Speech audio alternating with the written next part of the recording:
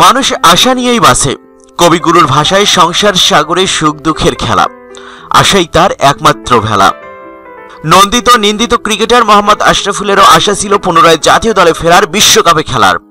Strike rate যেমনই থাকুক না কেন, গত ঢাকা প্রিমিয়ার ডিভিশন ক্রিকেট লিগে কলাবাগান ক্রীড়াচক্রের হয়ে 5-5টি শতকে তার সেই প্রত্যাশার বেলুন আরো ফুলে ফেঁপে উঠেছিল।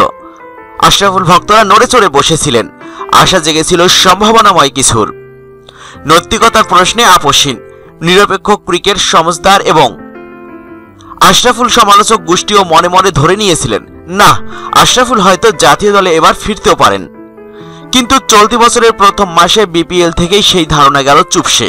যে সময় ভালো খেললে, রান করলে আবারও জাতীয় দলে ফেরার সম্ভাবনা উজ্জ্বল হতো, সেই সময়টাতেই বড্ড বেশি খারাপ খেলতে শুরু করলেন মোহাম্মদ আশরাফুল। চলতি বছরে বিপিএল এ চিটাগং ভাইকিংসের হয়ে 3 ম্যাচে করেছেন সর্বসাকুল্যে মাত্র 25 রান।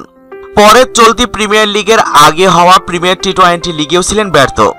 মোহামেডান স্পোর্টিং ক্লাবের হয়ে 2 ম্যাচ খেলে আশরাফুলের ব্যাট থেকে এসেছে মাত্র 21 রান। ব্যর্থতার এই ধারা চলমান রয়েছে চলতি ঢাকা প্রিমিয়ার ডিভিশন ক্রিকেট লিগেও। আজ 10ম রাউন্ডে খেলতে নামলেও আশরাফুল সুযোগ পেয়েছেন মাত্র 7 ম্যাচে। নিজের ব্যাটিং ব্যর্থতার কারণেই 3 ম্যাচে দলের জায়গা হয়নি আশরাফুলের। সেই 7 ম্যাচে সুযোগ পেয়েছেন, তাতে কিছুই করতে পারেননি তিনি। সব মিলিয়ে এখন পর্যন্ত 7 ম্যাচে আশরাফুল করতে পেরেছেন মাত্র 96 রান, যথাক্রমে 0, 10, 44, অপরাজিত 4, 28, 6 এবং 4। চলতি বছর এখন পর্যন্ত 12টি ইনিংসে ব্যাট করে একবারও 50-এর ঘরে যেতে পারেননি তিনি। সর্বোচ্চ রানের ইনিংসটি 44 রানের। এই 11 ইনিংসে 0 রানেই আউট হয়েছেন 3 বার। মাত্র 14.20 গড়ে করেছেন 142 রান। এই অনুজ্জ্বল এবং জীর্ণশীর্ণ পরিসংখ্যান শুধু নয়, আশরাফুলকে খুব কাছ থেকে দেখা এবং তার সম্পর্কে জানা অনেকের কাছেই তার বডি মুভমেন্ট স্লো হয়ে যাওয়া এবং বলের উপর চড়াও হয়ে সঠিক টাইমিং করতে ব্যর্থতা মিলে এ যেন এক অজানা এবং অদেখা আশরাফুল। এবারের লিগে কয়েকটি ম্যাচে অনভিজ্ঞ আনকরা বোলারের বলে দৃষ্টিকটুভাবে আউট হওয়া আশরাফুল আজও তরুণ সম্ভাবনাময় অফ স্পিনার নাইম হাসানের বলে ধরা পড়েছেন স্লিপে।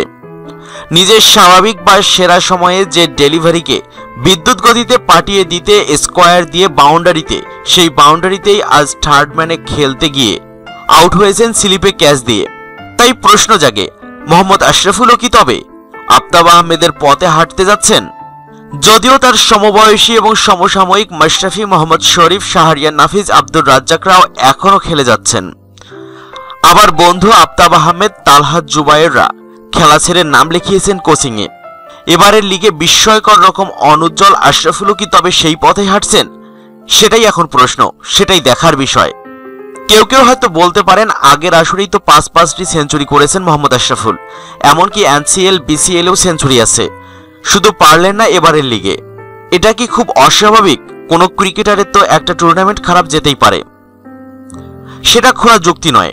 ক্রিকেটীয় ব্যাখ্যা বিশ্লেষণে কেউ এমন কথা বলতেই পারেন, কিন্তু আশরাফুলের যে বয়স, এরই মধ্যে 30-এর ঘরে দাঁড়িয়ে ব্যাটিংয়ের এমন নিষ্প্রভ অনুজ্জ্বল রূপকে আবারও দ্যুতিময় করে তোলা বাস্তবে খুব কঠিনই। তাই আফতাব আহমেদের মতো মোহাম্মদ আশরাফুলও কি কোচিং ক্যারিয়ার বেছে নেন কিনা, সেটাই এখন দেখার বিষয়। মোহাম্মদ আশরাফুল আবারও ভালো খেলে জাতীয় দলে ফিরুক, সেটাই সবাই প্রত্যাশা করে। দর্শক মণ্ডলী, মোহাম্মদ আশরাফুলকে আবারও আপনারা জাতীয় দলে দেখতে চান কিনা আপনার মতামতটি জানিয়ে দিন ইউটিউব চ্যানেল মিক্সার ওয়ার্ল্ডকে। সেই সাথে মোহাম্মদ আশরাফুলকে জাতীয় দলের ক্রিকেটার নাকি কোচ হিসেবে দেখতে চান, আপনার মতামতটি জানাতে ভিডিওটির নিচে কমেন্ট বক্সে কমেন্ট করুন।